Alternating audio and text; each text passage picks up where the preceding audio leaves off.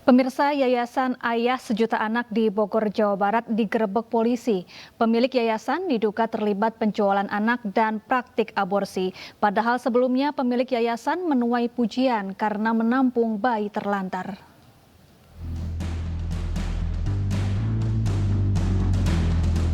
Suhendra, warga Kecamatan Ciseeng, Bogor, Jawa Barat, ditangkap atas kasus perdagangan bayi dengan modus adopsi via media sosial.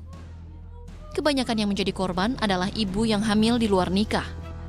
Dengan iming-iming biaya persalinan gratis, ternyata anaknya diduga dijual ke pihak lain dengan harga 15 juta rupiah. Kasus ini terungkap setelah adanya laporan warga yang curiga dengan keberadaan ibu hamil kerap keluar masuk rumah milik Suhendra. Selain perdagangan bayi, Suhendra juga diduga menjadikan yayasannya sebagai klinik aborsi. Polisi yang datang ke lokasi juga mengamankan 5 wanita hamil dan seorang bayi. Modus yang dilakukan oleh pelaku dengan mengiming-imingi atau mengumpulkan para ibu hamil, kemudian selanjutnya nanti di dalam setelah proses persalinan anaknya akan serahkan kepada orang yang mengadopsi anak tersebut. Ketika digerebek, pelaku langsung menyerahkan diri dan hingga kini masih diperiksa di Polres Bogor. Pelaku dijerat pasal berlapis yakni Undang-Undang Perlindungan Anak dan Penjualan Manusia dengan ancaman pidana maksimal 15 tahun penjara. Total semua ada 10. Yang udah lahiran berapa orang? Yang udah lahiran, yang di rumah aja ya, itu ada 5. Ada 5. Terus bayinya yang sudah sempat dijual? Itu nggak dijual sih, itu ibunya sendiri yang minta diadopsikan. Iya, bahasanya adopsi kan. Berapa Kan ada transaksi ya, itu pembayaran dong. Setiap bayi sama nggak harganya? Enggak, semuanya bayi itu ada di panti. Semua bayi ada di panti. Ada di panti, total di panti ada 8. Suhendra sendiri dikenal sebagai ayah sejuta anak. Bersama yayasannya, Suhendra mengumpulkan ibu hamil yang tak memiliki suami melalui media sosial miliknya. Para ibu ini disediakan rumah dan dirawat hingga melahirkan. Atas aksinya, Suhendra sempat mendapatkan dukungan publik dan disebut sebagai pahlawan anak. Namun setelah dicek Dinas Sosial Kabupaten Bogor, proses adopsi yang dilakukan Yayasan Sejuta Anak ini menyalahi aturan yang ada. Tim Liputan iNews melaporkan. Dulu dipuji, sekarang dibui. Suhendra yang dijuluki ayah sejuta anak diduga memperdagangkan bayi yang ditampungnya. Ya, bagaimana modusnya dan apa alasannya? Kita akan membahasnya bersama Ibtu Hafiz Akbar, KBO Satreskrim Polres Bogor, kemudian Erwin Suryana, Komisioner Komisi Perlindungan Anak Daerah Kabupaten Bogor, serta undang warga Bogor, Jawa Barat yang tinggal di sekitar Yayasan Sejuta Anak. Selamat sore Bapak-Bapak, apa kabar? Selamat sore. Ya, kami ingin bertanya ke Pak Undang terlebih dahulu. Pak Undang, sejak kapan Anda mengenal pelaku dan sejak kapan ini pelaku tinggal di wilayah dekat tempat tinggal Anda, Pak? Saya mengenal saudara Suhendra sejak 2018. Nah, untuk tinggal di Desa Kuripan ya sekitar tahun 2019. Pak Suhendra itu masih ber-KTP Desa Cibentang. Baik, apakah saat tinggal di lokasi di dekat tempat tinggal Bapak, memang Pak Suhendra ini langsung membuka rumahnya untuk anak-anak bayi atau memang menunggu dulu setelah beberapa tahun baru kemudian membuka rumahnya untuk menampung anak-anak bayi, Pak? Sepengetahuan saya tidak langsung, Pak. Dia biasa-biasa saya tadinya, karena dia kan seorang marketing di perumahan itu. Bagaimana keseharian pelaku, Pak? Seperti apa pelaku di mata warga? Untuk keseharian pelaku ya biasa-biasa saja, Pak. Tidak ada yang mencurigakan, bergaul sama dengan warga. Ya, terkait yayasan yang dimilikinya, seperti apa yang diketahui warga? Oh, bahkan warga tidak mengetahuinya, Bu. Baik itu ketua RT, ketua RW, bahkan kepala desa sebelum ada temuan dari Dinsos. Baik, dari pengetahuan warga sekitar, warga taunya pelaku ini aktivitasnya apa, Pak? Dan adakah mungkin aktivitas yang mencurigakan yang dilakukan oleh pelaku? Oh, tidak ada, Pak. Karena kan si perempuan-perempuan itu selalu di dalam, Pak. Jarang berkeliaran keluar. Iya. Ya Pak Undang, di media sosial pelaku ini pelaku sempat menampilkan sejumlah bayi yang dirawatnya. Apakah warga sekitar juga sering melihat bayi-bayi tersebut beraktivitas di rumah pelaku?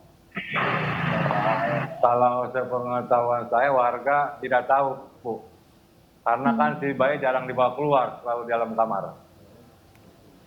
Baik, tapi ini orang-orang yang datang ke rumah pelaku ini apakah terlihat mencurigakan kah, Pak? Apalagi mungkin ada orang hamil mungkin yang datang atau ibu-ibu dengan membawa anaknya. Ya, karena saya sebagai orang desa ya, saya tahu juga setelah ada laporan dari media itu, Pak. Karena mereka itu jarang keluar, jadi orang lain tuh warga perumahan nggak pernah tahu. Jadi apakah warga sering melihat ada ibu hamil datang ke rumah pelaku sehingga kemudian ada yang melaporkan aktivitas mencurigakan di sana, Pak? Nah, untuk warga tidak ada yang melaporkan, Bu. Karena kan mereka berangkat pakai mobil, pulang pakai mobil. Kebetulan rumah mereka kan di perumahan paling samping, paling pinggir. Jalannya buntu, jadi jalannya itu bukan dilewati oleh semua warga. Ya, apakah warga kerap mendengar suara tangisan bayi mungkin dari rumah pelaku, Pak? Sepengetahuan saya warga tidak ada, Bu, yang mendengar seperti itu. Bahkan warga juga tahu dari orang desa. Baik, kami ke Pak Erwin. Pak Erwin, modus seperti ini kalau untuk di wilayah Bogor sendiri, apakah memang baru ini pertama kali ditemukan atau mungkin beberapa tahun sebelumnya ada juga kasus yang sama? Ya, terima kasih Mas. Jadi memang kasus ini adalah yang diekspos baru pertama kali. Tetapi saya masih menduga bahwa ini adalah pintu masuk. Kemungkinan besar bisa saja ada yayasan-yayasan yang modusnya seperti itu atau dalam bentuk lain, sehingga ini memang meresahkan masyarakat seperti begitu. Jadi ini bagus dan kami apresiasi ke pihak kepolisian. Ini adalah pintu masuk. Jadi baguslah untuk kedepannya. Ya, Pak Erwin, ada berapa jumlah anak yang dirawat pelaku dan bagaimana kondisinya saat ini? Iya, jadi gini, ini kan awalnya memang perdagangan anak inilah ya. Jadi memang terungkap ketika informasinya ketika ada ibu yang melahirkan 5 orang, kemudian dengan ayah yang sama begitu kan, seperti itu. Sehingga ada beberapa pihak yang memang yang harus kita selamatkan itu terutama korban, dan pada saat itu memang sudah terselamatkan ada 5 orang yang memang kita rawat di rumah aman yang kita selenggarakan atau kita buat di Bogor sendiri gitu. Baik, Pak Erwin dan juga Pak Undang sudah bergabung juga bersama kita di sini. Ada Pak Hafiz Akbar, Ibtu Hafiz Akbar. Ini merupakan KBO Satreskrim Polres Bogor. Pak Hafiz, sejauh ini apa penyelidikan dari pihak kepolisian dan sudah berapa bayi yang dijual oleh pelaku? Siap. Jadi untuk saat ini penyelidikan kami sudah menetapkan tersangka dan melakukan pemeriksaan tambahan. Untuk bayi yang sudah dijual, sudah ada 1 yang sudah dijual dengan seharga 15 juta. Baik, sudah berapa lama pelaku melakukan aksi tak terpuji ini, Pak Hafiz? Dari keterangan yang kami dapatkan dari awal tahun 2022. Baik Pak Ibtu Hafiz, benarkah selain melakukan perdagangan anak, pelaku ini juga membuka praktik aborsi ilegal? Kalau dari pemeriksaan kami tidak ada yang mengarah dalam praktik aborsi tersebut, namun tentunya kami akan tetap melakukan pendalaman aktivitas apa saja yang dilakukan oleh tersangka dalam rumah tersebut. Baik, pelaku mengaku memiliki yayasan untuk menampung bayi-bayi terlantar nih Pak. Bagaimana legalitas dari yayasan tersebut? Jadi untuk yayasan yang digunakan oleh pelaku itu Yayasan Ayah Sejuta Anak, tentunya tidak memiliki legalitas, sudah dicek bersama oleh Kementerian PPPA dan juga Dinas Sosial Kabupaten Bogor, dan itu tidak memiliki landasan hukum tentang yayasan. Pelaku apakah hanya bekerja sendiri Pak atau memang ada rekan yang membantu, mungkin perawat yang dibayar oleh pelaku untuk merawat bayi-bayi dan juga ibu yang sedang hamil yang di sana?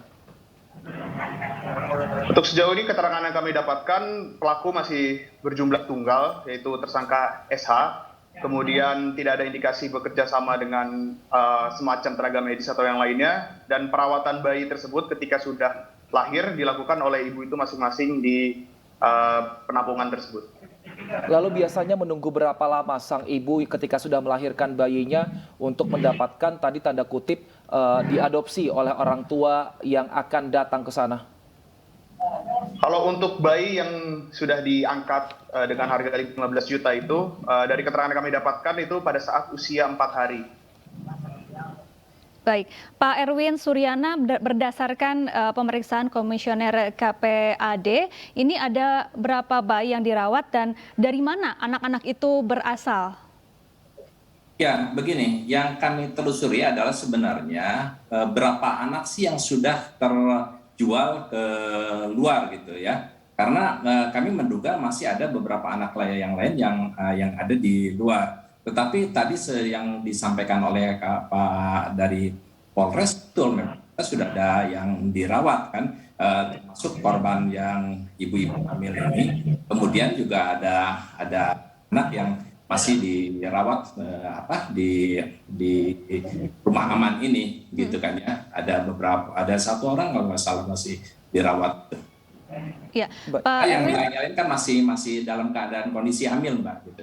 baik, Pak Erwin, sosok pelaku ini sebelumnya sempat viral karena dinilai inspiratif telah merawat bayi-bayi terlantar. Apakah ini karena ketidaktahuan pelaku mengenai peraturan hukum tentang pembangunan yayasan dan juga aturan adopsi, atau memang pelaku secara sadar melakukan kejahatan?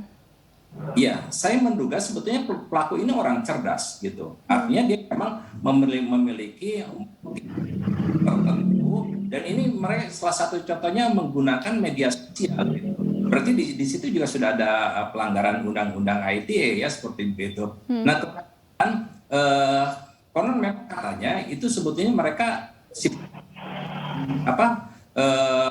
yayasannya adalah di yayasan yang di Tangerang, tetapi di Kabupaten Bogor memang tidak begitu.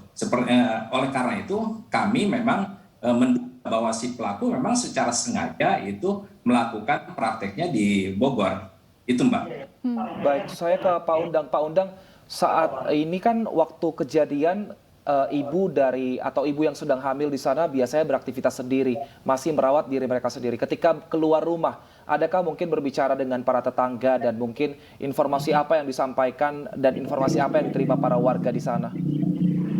Mereka selama berada di rumah Pak Hendra tidak keluar Pak, hanya keluar pagar sebentar masuk lagi untuk keperluan mungkin ada yang ngebeli gitu. Jadi masyarakat tidak tahu. Artinya jarang komunikasi kepada warga ya untuk ibu-ibu yang sedang hamil dan dirawat di sana ini Pak? Bukan jarang, bahkan belum pernah Pak. Baik, kalau secara administrasi untuk tinggal di sana, adakah mungkin untuk tinggal 1 kali 24 jam harus menyertakan KTP atau harus lapor kepada pengurus desa setempat Pak, sehingga mungkin lebih aman?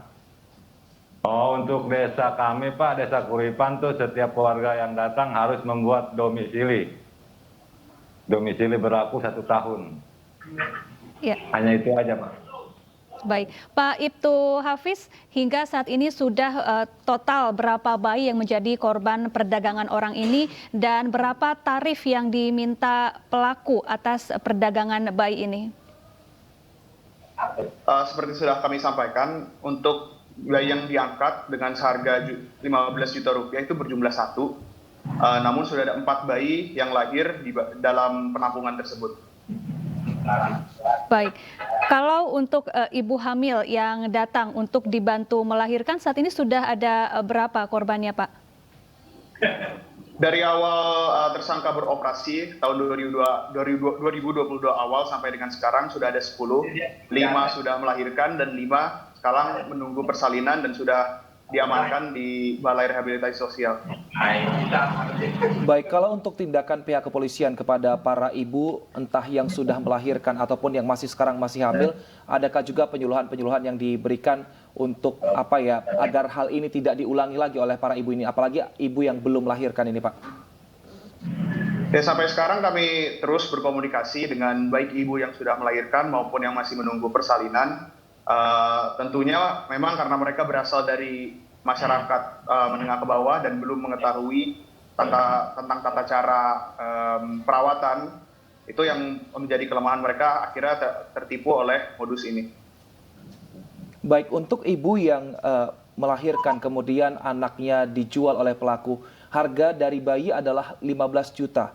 Adakah uang dari 15 juta itu yang diberikan kepada sang ibu atau semuanya diambil oleh pelaku?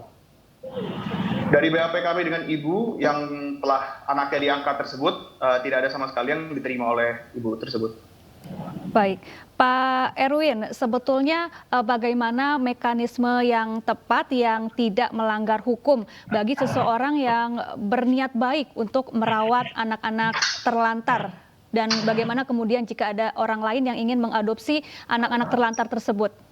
Ya, baik Mbak. Jadi begini, ketika mereka membuat yayasan, itu kan sebetulnya sudah ada prosedurnya, ya. Jadi tidak serta-merta dia melaksanakan operasionalnya. Ada prosedur yang harus ditempuh, kan, dari mulai keterangan izin tinggal dan sebagainya, kemudian ada akte yayasan dan sebagainya, kemudian juga izin operasional termasuk dari barangkali itu harus sudah ditempuh gitu. Nah ini kan enggak gitu kan ya, misalkan. Kemudian yang kedua, ketika ibu-ibu ini diajak, mestinya ibu-ibu ini selektif gitu. Coba di sisi pandang agama itu kan sudah tidak benar. Begitu. Ya. Jadi satu itu. Kemudian dari sisi kesehatan, apalagi ada dugaan aborsi, itu juga salah gitu. Nah inilah yang harus dipahami ibu-ibu, terutama dari masyarakat. Nah, itu sih. Baik. Pak Ibtu Hafiz, terakhir Pak, apa jerat hukum yang bisa dikenakan kepada pelaku? Ya, untuk tersangka ini kami jerat dengan Undang-Undang Perlindungan Anak beserta dengan Undang-Undang Tindak Pidana Pemberantasan Tindak Pidana Perdagangan Orang untuk ancaman pidana minimal 3 tahun penjara dan maksimal 15 tahun penjara beserta dengan denda minimal 50 juta rupiah dan maksimal 300 juta rupiah. Baik, terima kasih Ibtu Hafiz Akbar, KBO Satreskrim Polres Bogor, dan juga Pak Erwin Suryada, Komisioner KPAD Bogor, dan juga Pak Undang Mardani telah bergabung bersama kami di Ini Sore. Sehat selalu Bapak-Bapak.